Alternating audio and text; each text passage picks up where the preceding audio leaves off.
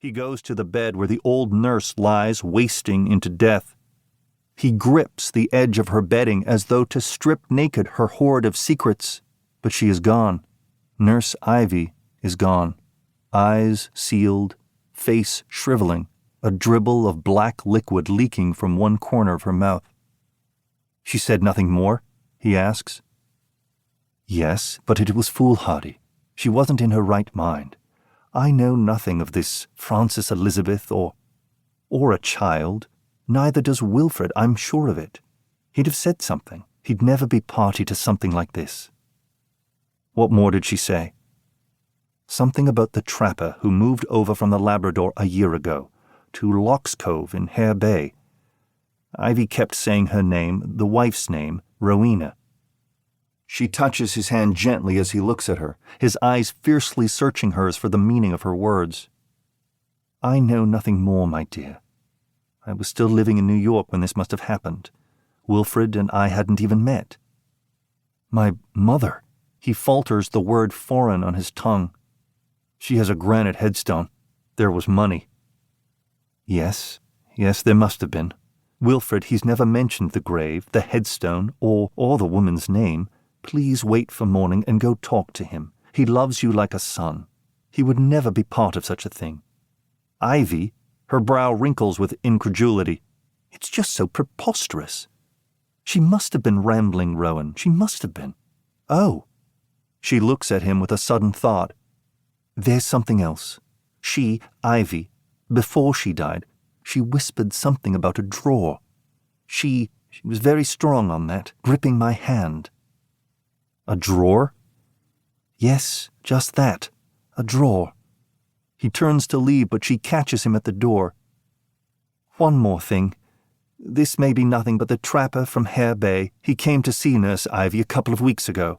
I remember it clearly. She was distraught when he left. Mumbled about the devil having his turn again. Mrs. Grenfell makes a helpless gesture. I'm sure it's nothing, but I did feel that she knew this man.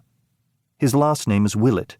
I remember it because it's not a name from around here, and I was trying to place it. Roan, I know you'll go there, but will you talk to Wilfred first, in the morning? Promise me you'll talk to him. He'll be upset when he hears of this." Roan gives her a reassuring nod and walks back down the draughty hall with a heavy step that shuts out the rattling coughs and hacks and moans sounding through the thin walls on either side of him.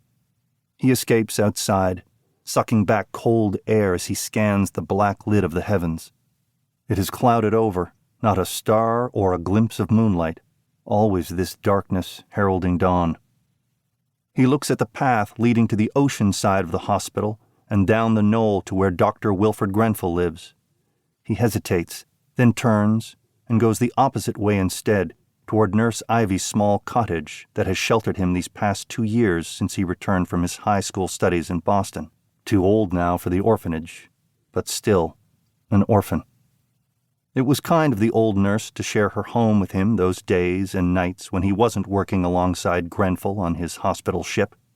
She'd always been kind to him, which makes what she did all the more galling. He shakes his head, still reeling in disbelief at her betrayal.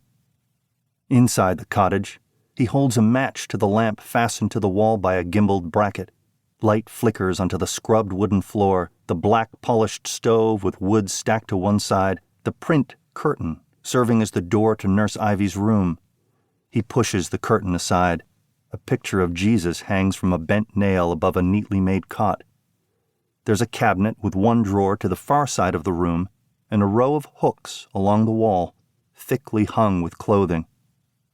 Roan goes to the cabinet, pulls out the drawer, and rummages through a clump of garments. An envelope lies at the bottom. He hesitates, then lifts the envelope to the light, stares at the address, Nurse Ivy Snow, Dr. Grenfell's orphanage, St. Anthony, Newfoundland. The upper left-hand corner reads simply, Williams Wood. The penciled writing is thick and dark, as though inscribed by someone with a heavy hand.